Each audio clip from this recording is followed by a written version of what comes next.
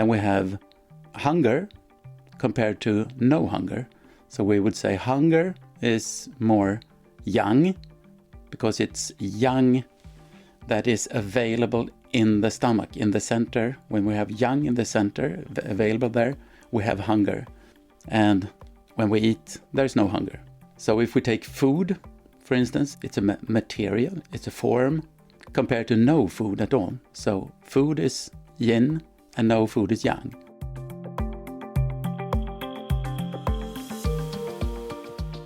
This is the second part of a two-part conversation.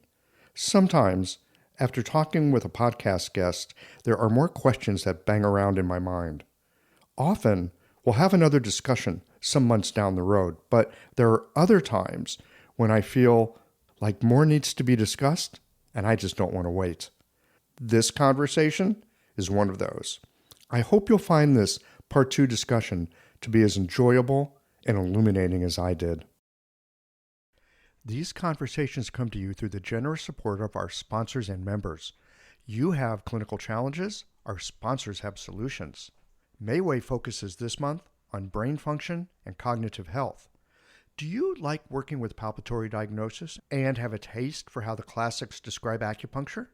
Slade Burris has a foundations class in neoclassical acupuncture coming up this month. The cold and flu season is about to begin. Stock up with formulas to keep everybody healthy from Blue Poppy. Would you rather spend your time talking to patients instead of writing clinic notes?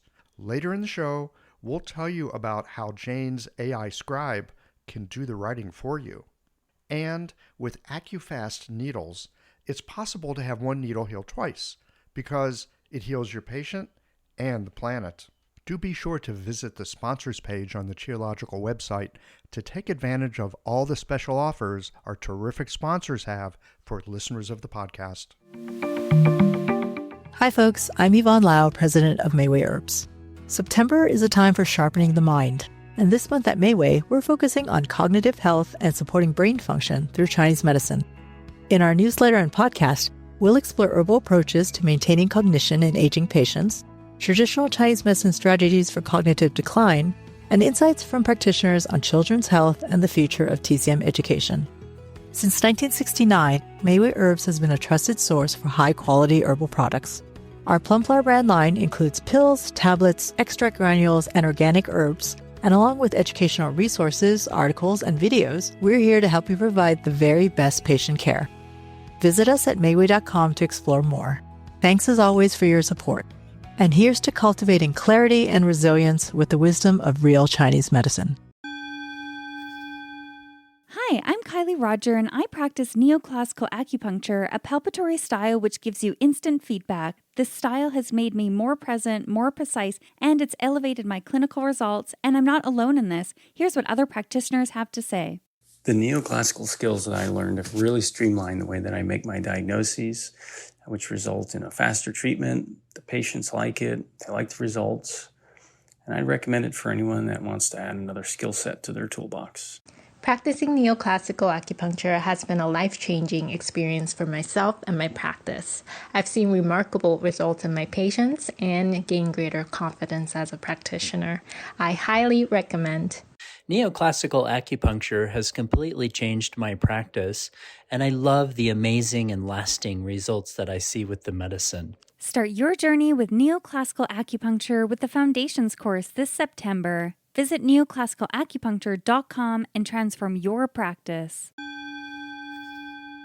Running a smooth clinic starts with having the right support, and that's where Blue Poppy comes in. With cold and flu season right around the corner, now's the perfect time to stock up on their original Cold Quell. This September, enjoy 15% off their entire Originals line, including formulas for allergies, hypertension, acid reflux, and more. Even better, Blue Poppy offers free shipping on all orders over $50, no restrictions within the continental U.S. For nearly 40 years, Blue Poppy has supported licensed acupuncturists with premium quality products and a steady commitment to exceptional service. Visit bluepoppy.com today and see why so many practitioners trust Blue Poppy. Be sure to subscribe to their mailing list for exclusive offers and updates.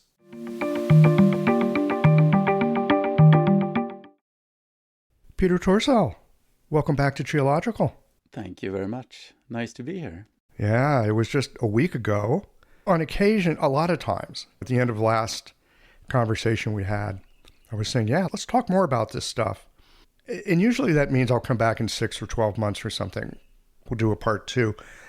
Occasionally, and this happened again, I just keep thinking about things from a conversation. It's, this conversation's not quite finished. And we'll come back, record a part 2, and release them both on the same day. Okay, yeah. So people get an extended play. It's like, remember back in the day when you have like records and you get like extended play singles, they went longer than 3 minutes? This is the extended play podcast. Oh, great. I'm happy we had a very good conversation. Yes. As we were just discussing a moment before recording some tape here, you've had a long day at clinic. And you said, yeah, nothing like relaxing a bit by just talking about Chinese medicine, even after a long day. Yeah. There's something restorative and delightful about having an opportunity to chew these ideas over. So I wanted to touch on a couple of things. The first is the various filters that you were talking about last time. We got the filter of the 1. That's not much of a filter. How can you filter 1? You come to the 2, you get yin yang. Oh, now you can start to differentiate things. You come to 3, that's another kind of differentiation. Opens up different landscapes in a sense. Yeah. So I want to go more into that. And then I want to come back to some of the things we talked about with food. Because food's a big thing, and it's not so simple. And again, there's just some things that have been running through my mind in terms of taste. Last time we were talking about salt, how you can trust what's the right amount of salt. Because when things start tasting salty, you'll be like, I'm mineralized, I have enough. Yeah. And I've been experimenting with that this weekend. Oh, yeah. Okay. I've been laying on some extra salt because, number 1, I like salt. Yeah, I remember. But number 2 is, okay, let me give free range to this and explore it. And that brings up all kinds of questions. And again, we'll get into it in a bit, just a foreshadowing here.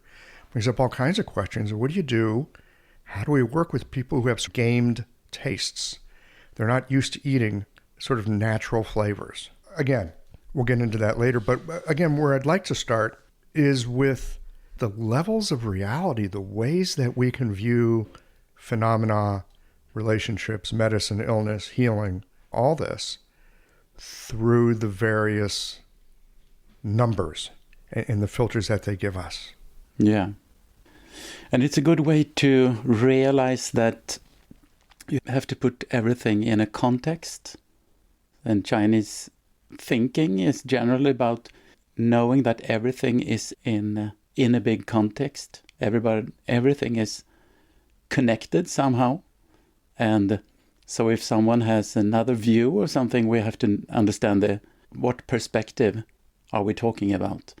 For instance, my favorite subject, food, there's a book. I remember there was a book, an old Chinese book saying that pork is cold, but other books says neutral, maybe cool, but I mean cold. Mm-hmm. You have these different views. You have to read the whole section, maybe the whole book, to understand that this book only separates food into 2. Either it's cold or hot.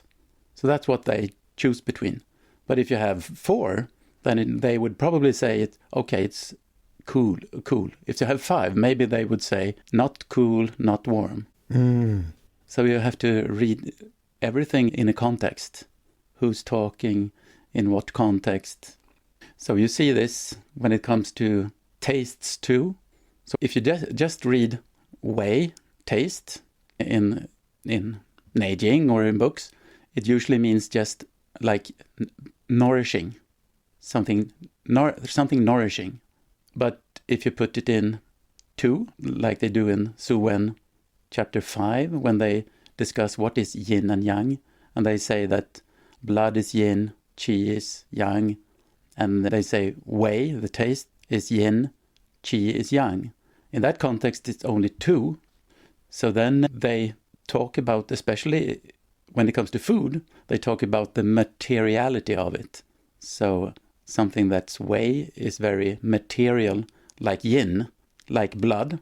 If you just say blood and qi in I Ching or in older books, they would mean that blood is the whole body, the form, and qi is what animates it, what makes it alive, and the functions. So in this context, wei, in the context of tu, is something that's more rich, nourishing, like eating meat or avocado or something more fatty or something, compared to something light, like qi. I work with that concept a lot. I think it's very important. You put wei in the context of 5. You talk about 5 wei.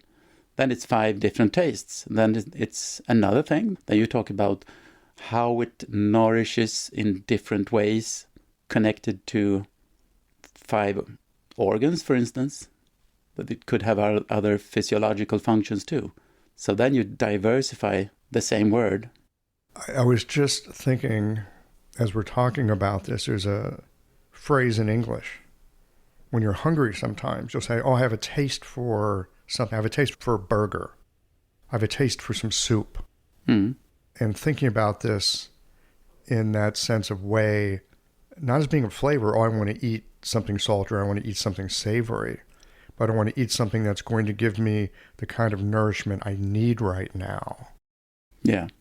That there's something in my form that is a bit lacking. And so there's a desire for that taste to fill the form. Yeah. So if you put the context of yin and yang, the number 2, then it's very useful to know that in the Chinese context, we talk about correlative thinking. We correlate things also and use that correlation. So let's say wei and qi. So wei is yin, qi is yang. Then we have hunger compared to no hunger. So we would say hunger is more yang, because it's yang that is available in the stomach, in the center. When we have yang in the center, available there, we have hunger. And when we eat, there's no hunger.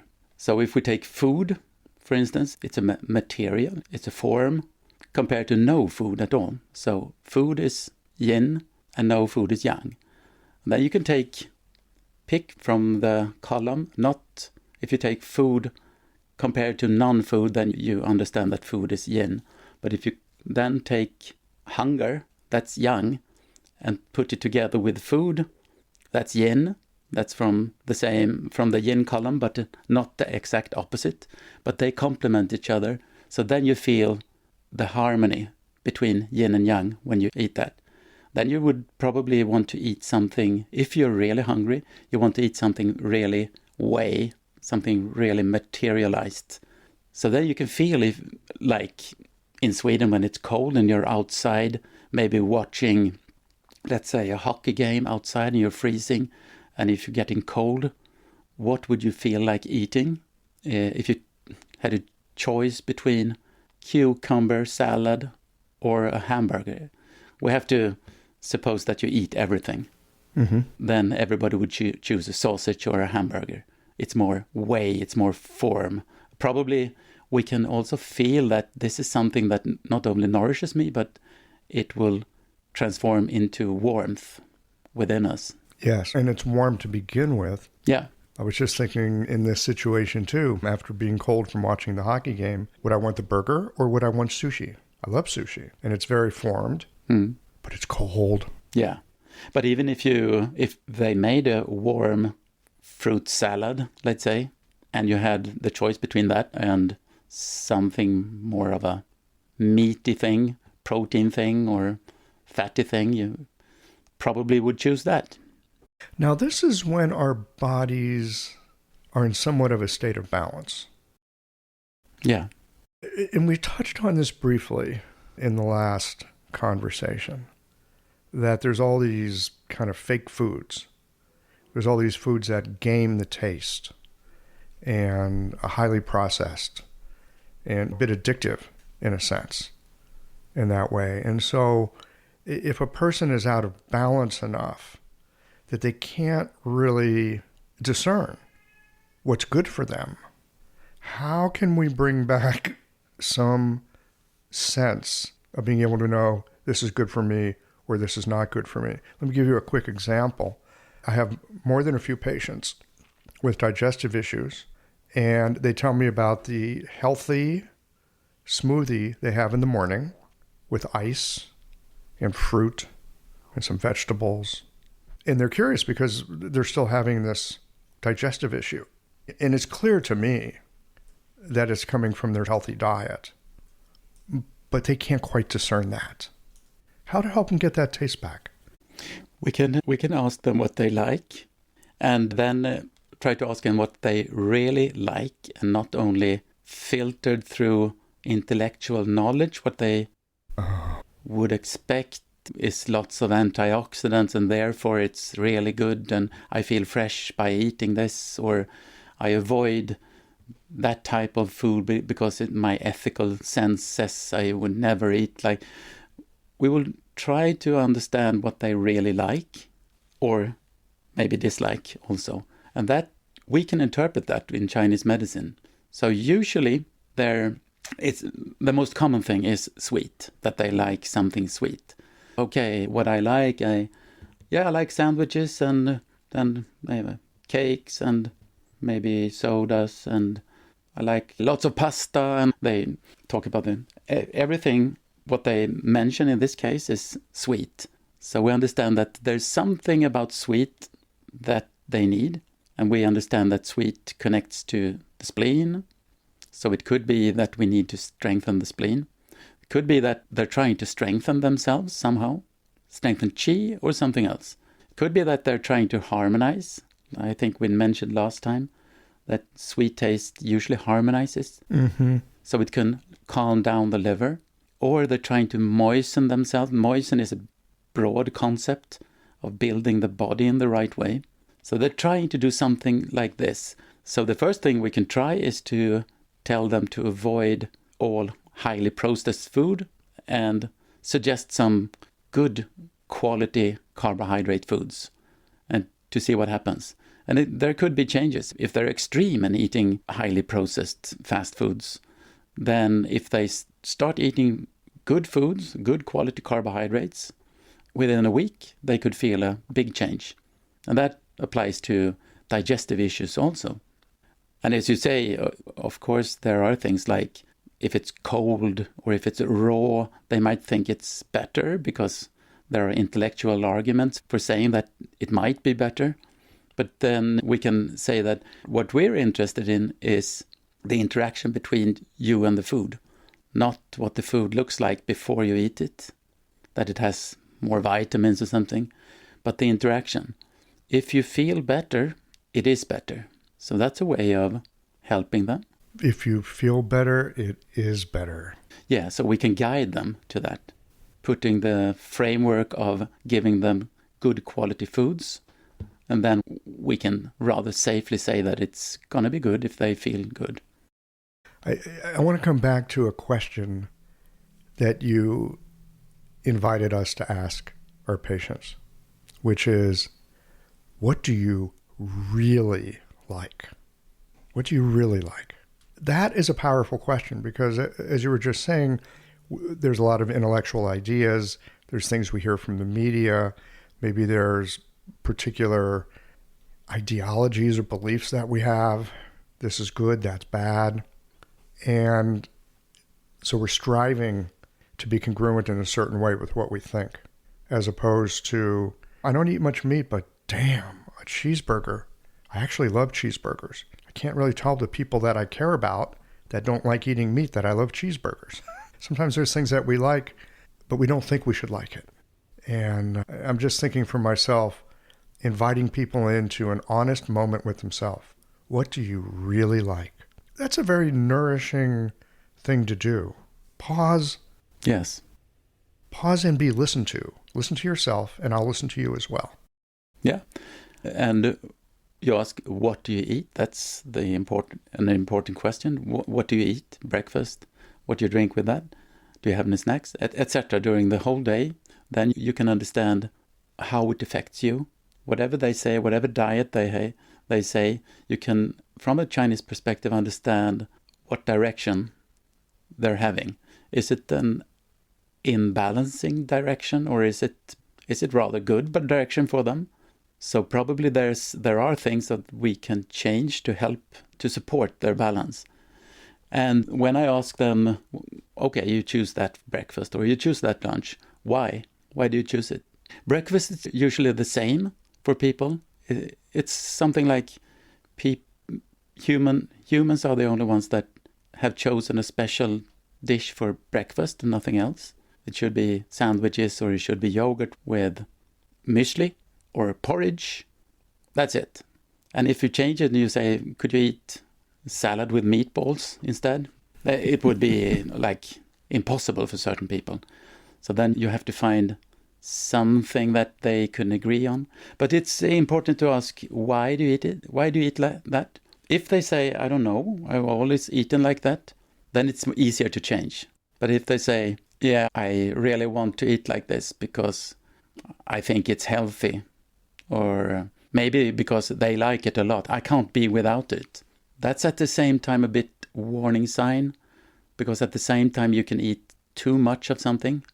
So how I judge if some food might be disturbing for them is that they one-handedly choose the same thing all the time. For instance, it could be milk products every day, month after month, year after year.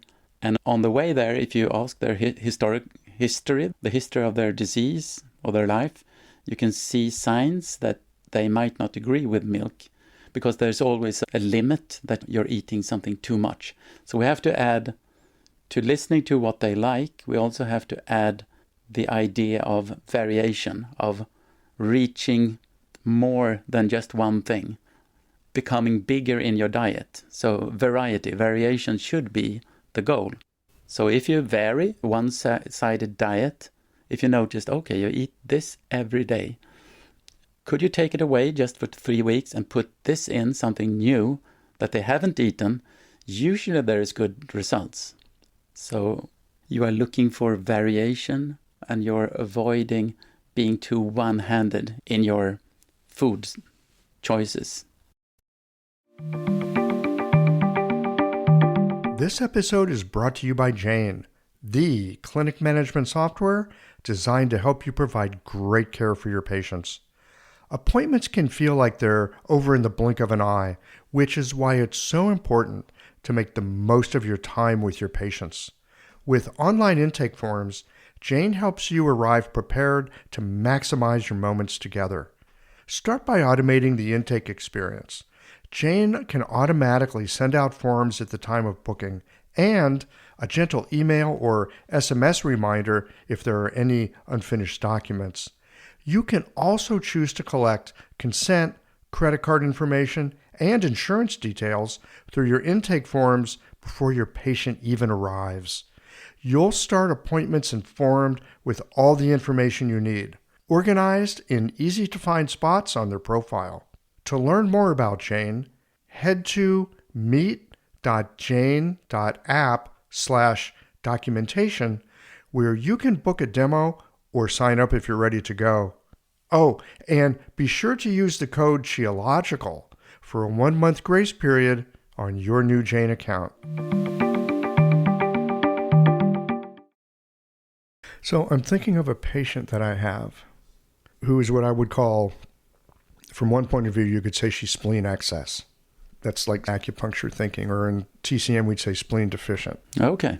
She's fat, she's puffy, she retains water. Your classic spleen deficiency. But, in some ways, it's actually a tie-in excess. Yes. She's got too much fluid. She's got too much sweet. Her greatest pleasure in life is her sodas. Mm. She just can't stop drinking. It's the thing that makes her day worth living, so she says. And the other thing is she eats a tremendous amount of cheese. She's like, this is the thing. It just gives me comfort. I know I shouldn't eat it, but I eat it every day, and I eat too much. And it's clearly causing a problem for her. Mm. And she knows it's causing a problem for her. Yeah. But I've yet to help her find a way, W-E-I way, a taste for something different. Yeah. That's a typical from the 4 types. There's a smaller yin type and there's a bigger yin type. So the Tai yin type, the bigger yin type, that's the bigger yin type. Mm-hmm.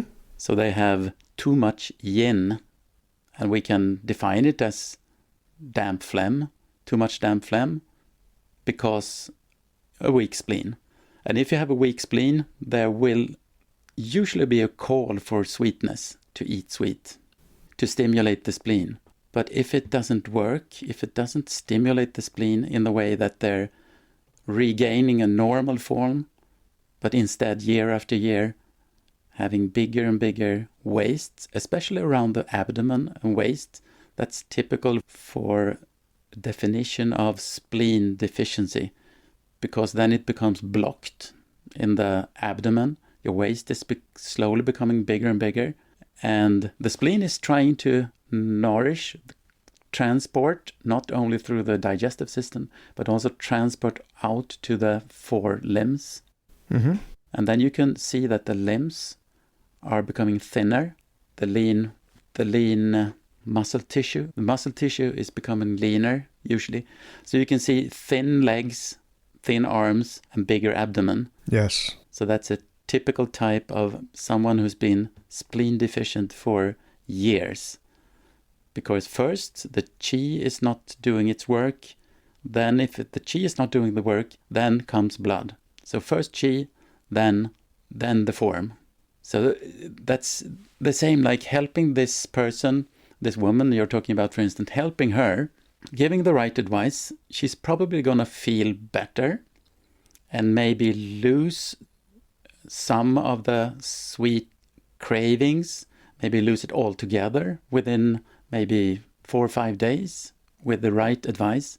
And then she might feel better in different ways. She might talk about, I don't need to sleep after lunch every day nowadays, and etc.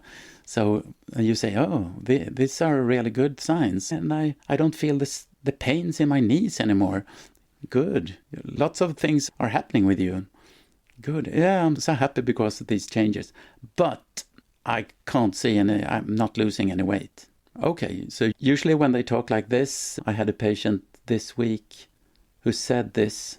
She feels a lot better from pain and she sleeps better. She has more energy. She's moving more. She's back to her life after having 4 years of handicapping pain in her ear, etc. And then she said, I gained 10 kilos. I think that's 22 pounds or something. 20 pounds. 20 pounds, yeah. I gained 10 kilos the last year and I can't get rid of it. And I felt better. I followed your advice of eating and everything. I feel better, but I can't lose weight. Then I always say, first, just appreciate how you feel. That's it. Because that means qi is better. Uh-huh. Don't worry about the weight because it's coming. So we always think like this, heaven first, then the earth. Heaven.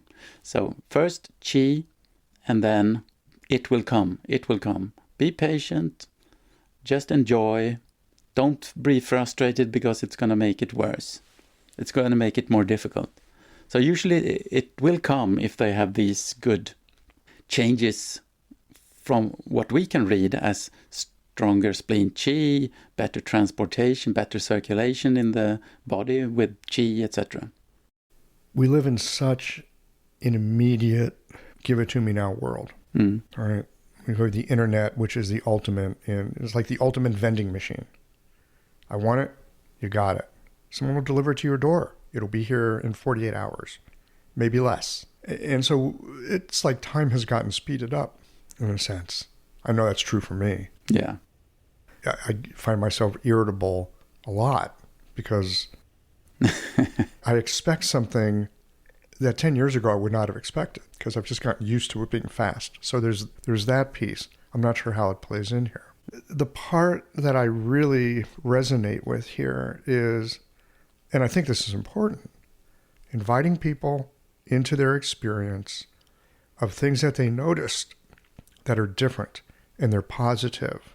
And rather than my knees are better and my back doesn't hurt and I don't sleep, but blah, blah, blah, blah, blah, like, encourage them. And this isn't to take away, this is not to distract or to minimize the bothers that they have, but more to shore up what is different, what has changed, and allow that to nourish them in a sense. Yeah.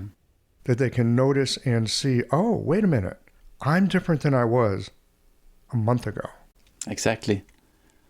And sometimes... And I think the reason I say that is because I constantly have to do that for myself, to remind myself things are different than they were, but they're not where I yet want to be. Yeah. Sometimes food could actually be the best psychotherapy. Yeah. I think either you're working with Shen or more higher values than just thinking about food. But I think actually food is a good psychotherapy in the way that, for instance, your patient, she enjoys eating or drinking a soda, etc. Yes. And then you should ask, yes, you are enjoying this. It's you enjoy. It's your joy. Could you try to broaden your joy to other things?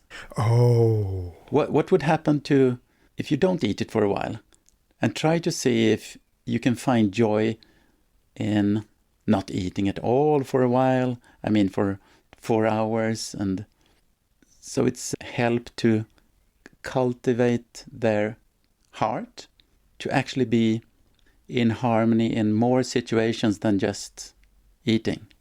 That, Peter, that is a powerful segue to first recognize the joy they get from the soda, not admonish them for it, which is what they're already doing to themselves and what the media is doing and probably their other doctors are doing. Don't do that. I know you like it, but don't do that. We know how helpful that is. To recognize, yeah, you love that. That's joy. Have you considered expanding what brings you joy? Oh, now we want to add to joy. We're not trying to take something away. We're inviting them to add something. And there's something that you also just said about not eating for 4 hours so that they get to experience the sense of hunger. You mentioned this in our last conversation as well. Yeah, exactly. About, what was it? I don't think, was it hunger? Hunger or thirst? Thirst. Both. It was thirst because we were talking about how people drink fluid because they think that they should. There's a thing about hydration these days, and to allow them to experience their thirst, and that the experience of thirst is yang. And if somebody already has too much fluid, one of the ways you get rid of fluid is you bring in more yang, and the yang dries up the fluid. So allowing them to experience the thirst, just like the taste of food can be therapeutic, the experience of thirst or the experience of an empty stomach can be therapeutic. Until this conversation, I hadn't put those together. And it doesn't just mean like we Westerners tend to think that, oh, I'm thirsty, that's it. Nothing else has happened to me. Or I'm hungry now, so I know how to eat. That also something else has happened around in the whole body by doing this. You know this in research too, that if you start having appetite when you haven't had it for a while, that's usually a very good sign that there are metabolic changes on cellular levels around the body. So I mean, that thirst and hunger means you now have more yang, not only in the center. There are probably other yang phenomena happening around your body, like circulation or warming or transforming. Or yeah, this opens up a whole avenue of inquiry. I appreciate it. What about things like, okay, something very popular the past few years, intermittent fasting? Yes. For weight loss, for resetting metabolisms, for health. It's a big health thing these days. I'm revisiting it here in my mind as we're talking. And thinking, oh, yeah, go an extra portion of your day cultivating some yang qi by allowing the hunger. Yes. I can see that. Yeah. So no food is yin, no food is yang. And I really seen something of the best changes of increasing yang by not eating. But you can do that in different ways. I call it just eat less. There are different ways of eating less. I call it eat less. So it's like I've got a great yang tonic for you. It's the best yang tonic ever. Yeah. Eat less. Exactly. It's like when they asked the Okinawan centenarians, a common answer was, how come you can be 100 years old and still have a garden and have a good sight and walk around and you seem so young? I eat less. That was quite a common answer. Don't eat too much. But you can eat less every time you eat, as we talked about last time. For instance, today I had a patient who said after each meal he's tired, so he wants to sleep. That's a sign of spleen deficiency, spleen qi deficiency. So he needs more yang. So I said, try to eat less every time so you don't get tired after eating. And then, he said, I'm going to try that. And then he told me about his sleeping habit. He wake up very early to start working, but he goes to bed a bit too late. I think you need more rest. So if you want to regain more energy and health in general, because he has lots of different problems, you have to try to go to bed 1 hour earlier. So I told him, so you have spleen deficiency. Okay, spleen deficiency. Yeah, if you want to help your spleen, eat less and go to bed earlier. Rest more. So if you don't rest enough, the spleen is going to have to do some overwork all the time to keep you awake. So simple things like this could be the most powerful things and could be the start of not only raising yang, but all of a sudden a person like this might start sleeping better. So raising yang might help yin. It's so simple in some ways. And again, Yes, we shouldn't forget all these simple things. We should start with these things. Yes, I agreed. I have found in my experience of trying to help people, if I give them anything too complex, they will let me know that's not helpful by not doing it. And things that are simple, much easier to do. Also, thinking about eating less, not as taking something away, but as adding something. Yeah. We're going to add eating less. Yeah. I have found, at least in Western culture, at least with the people I see, there is a preference for doing something. There's a preference for adding something. Is there a supplement I can add? Is there a vitamin I can add? Yeah. Is there some powder I can put in my morning smoothie? Whatever. Is there something I can add? Yeah. Mm-hmm. To make me better? There's always this sense that it's better if you add something. Hopefully something magical. Something new. Thinking about adding eating less. That's something. Yeah. And the thing is that people are looking for new things all the time.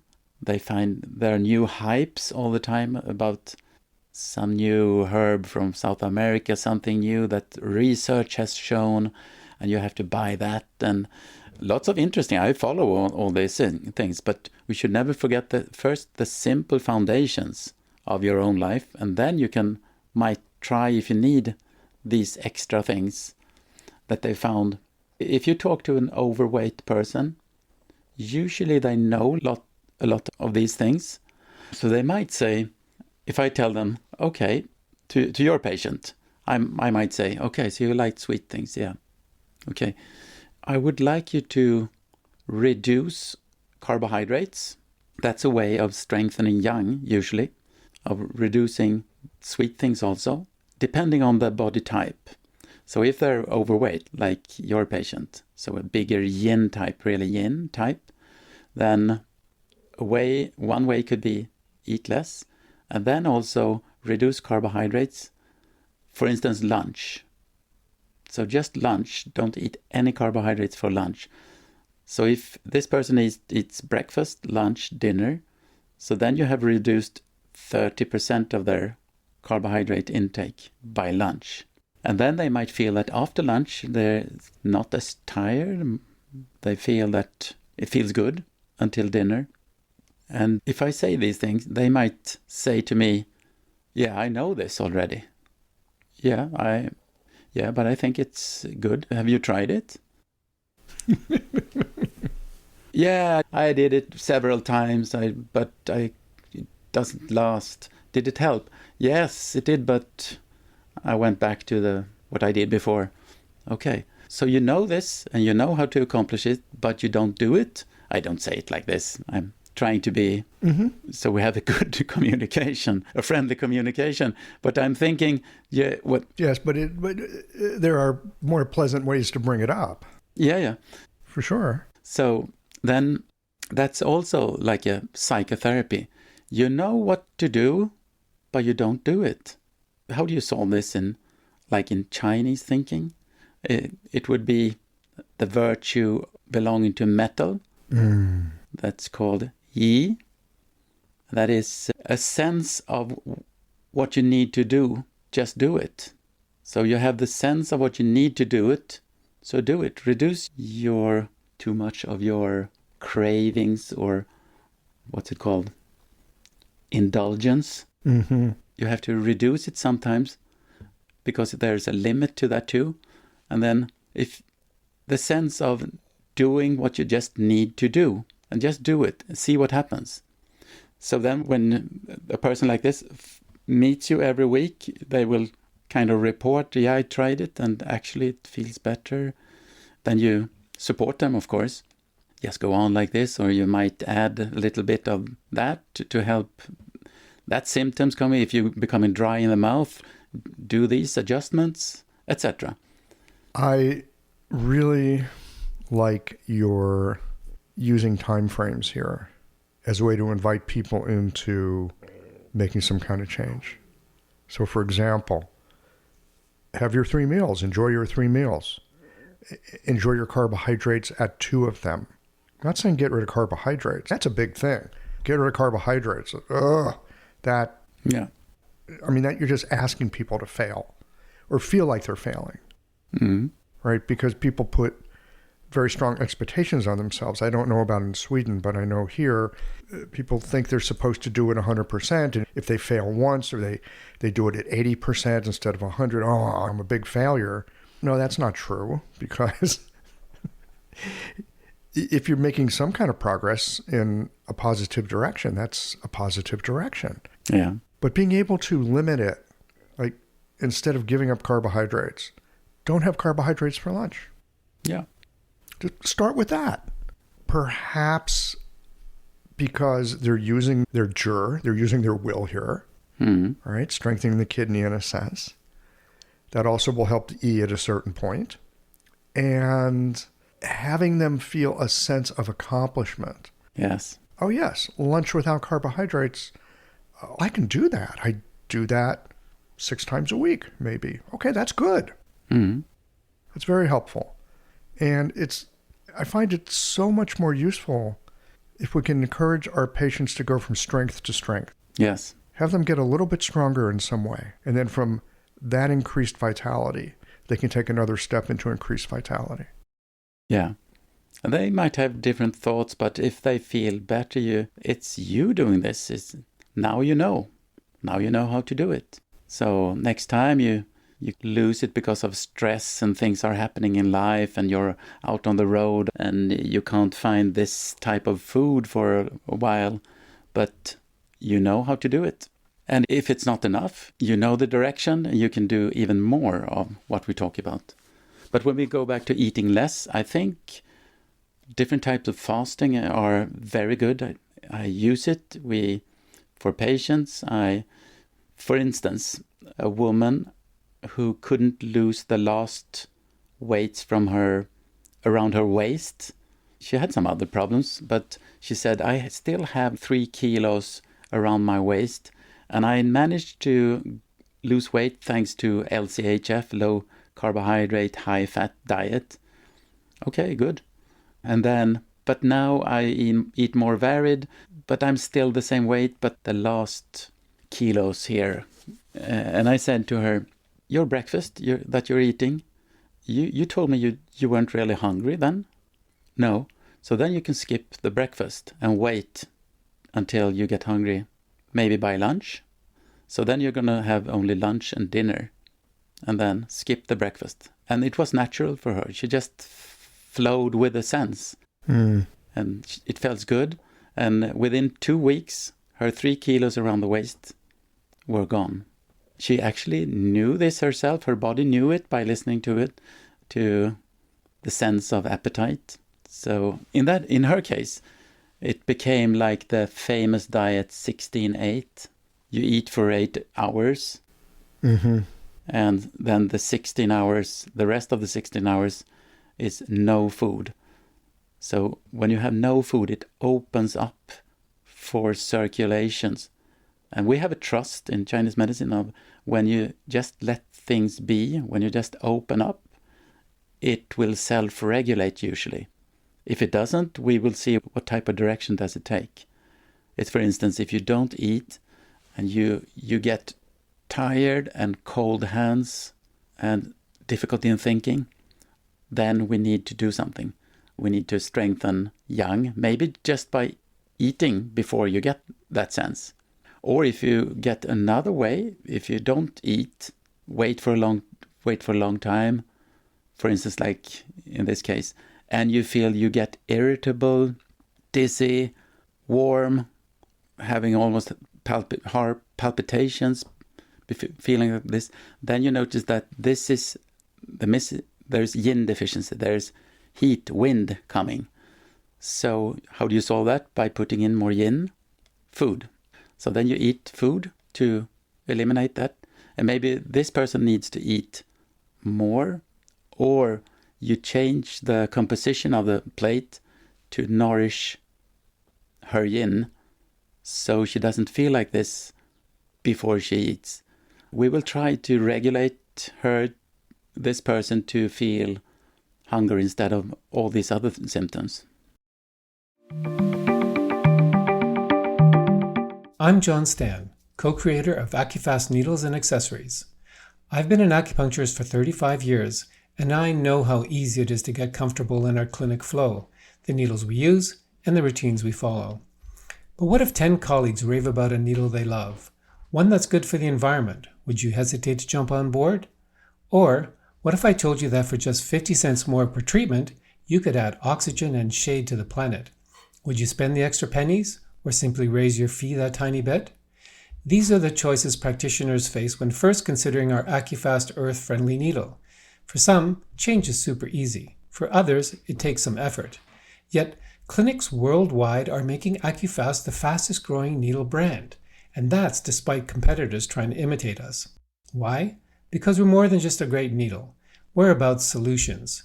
Our accessories make multi-needle packaging smooth, fast, and controlled, so you can focus on patients, not packaging. So join me and the thousands of practitioners in our movement, because for every 2 boxes a clinic uses, we plant a tree. I encourage you to visit AccuFastNeedles.com/geological today for samples and to learn more. It's really quite elegant, Peter, the way that you've laid this out. What we've been talking about for the past half hour or so, very simple.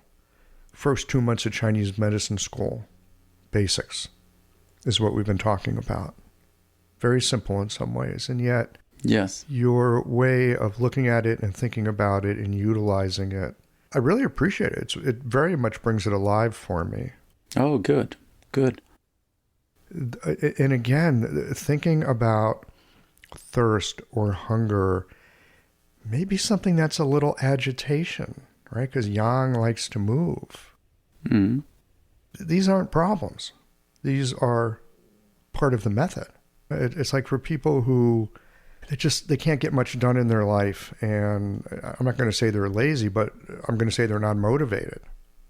Sometimes a bit of agitation, a little bit of a little bit of gallbladder Shaoyang ministerial fire by pissing them off could be helpful for them, right? These are really subtle ways of helping to adjust the chi. Yeah. But totally part of our toolkit. There is an interesting diet where you only eat once a day, 24 hours not eating. Maybe you can drink water, but only that. There are different variations here we can talk about, but that's interesting because I don't remember his name. He was a personal trainer in US, former Israeli soldier. He called it warrior diet. So you eat only dinner, and he made an argument for that it's good, and he had results with it. And I was thinking, lots of times when I encounter things that doesn't really go well with Chinese thinking, okay, so you eat a lot at dinner, but at that time, the digestive organs are weaker compared to in the morning. So that doesn't seem so good. But then I've seen patients do very well on this. And the one thing I like about it is that then you can at least eat dinner with the family, if you have a family. So you should always try to use the opportunity to eat together. So that's make a good quality time with the family. Not only good for the small children to know how the adults eat, and they start learning and eating it naturally. You don't have to nag on them. You just sit there together and eat everything, and after a while, they tend to eat the same as the grown-ups. They've seen, there's lots of these things, like they've seen that the less you eat with the family, the more, so you eat by yourself or at your own time in your own room or something, the more obesity in those cultures. So I like the getting together, the French type of, you have to really enjoy company of the family in the dinner. At the same time, when you eat, when you start getting tired in the evening, you're getting into the yin time. Maybe you're a bit wound up by problems and things you happen to you during the day and thinking about working problems and something. When you eat, then you get even more yin, and then that's a good time to actually start going into yin time. So some people sleep better then. And if they sleep better, they regain yang, so they become more energetic during days. And if you have lots of yang, it's easier to go into yin in the evening. True. And if you've been building yang all day through some hunger, yeah, now you've got some yang to digest all that yin you brought in. And there are people... So there's lots of ways of thinking about it. And there are people appreciating other aspects. They say, by doing this, by not eating so often and all, by having larger windows of not eating, they feel a kind of clear-mindedness that they haven't really felt otherwise.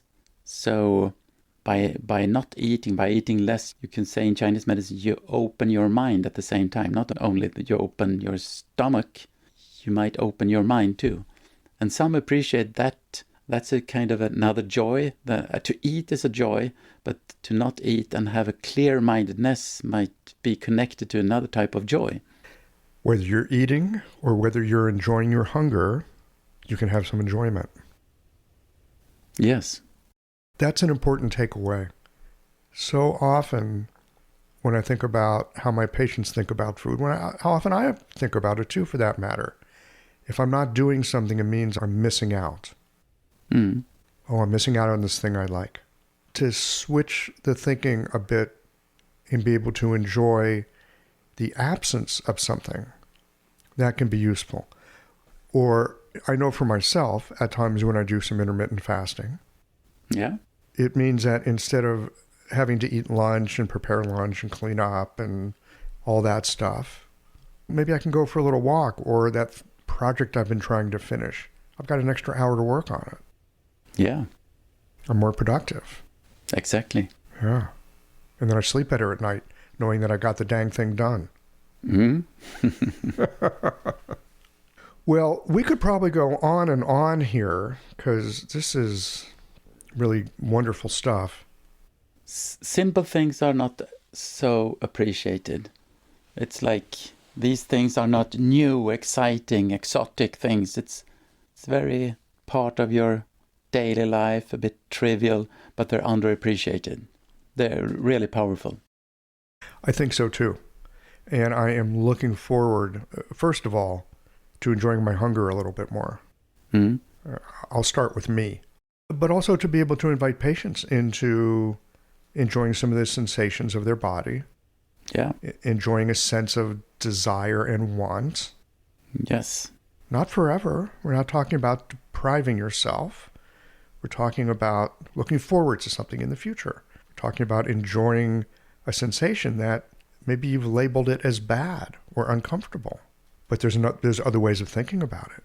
Yeah. Maybe ways that help invigorate your mind and help you get things done. And to feel uncomfortable might not be so terrible. Especially if you're restless and bored, and these things might be a good lesson to feel how it feels. Now there's a yang tonic for you. That's a powerful yang tonic. Mm. Right there. Yeah. Fantastic. I've enjoyed our part 2. I hope everybody else has. Peter, is there anything else to share before we wind it down for this time? Okay. So we didn't come to the filters. More than number 2. Oh, my goodness. Yeah. We started off with it. Yeah. And then got sidetracked into the food right away. Okay. Well, all right. Yeah. Good conversation. There's just going to have to be another time. We're going to leave people wanting a little. Yes. All right, my friend. Until next time, then. And let me know how it goes with the salt and with the hunger experience and with your patients. I'll keep you posted. Okay. Thank you very much, Michael. Nice to talk to you.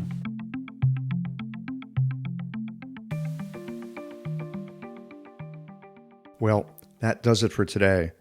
I enjoy how these extended conversations give us an opportunity to dig into the practical aspects of what it is we do in clinic.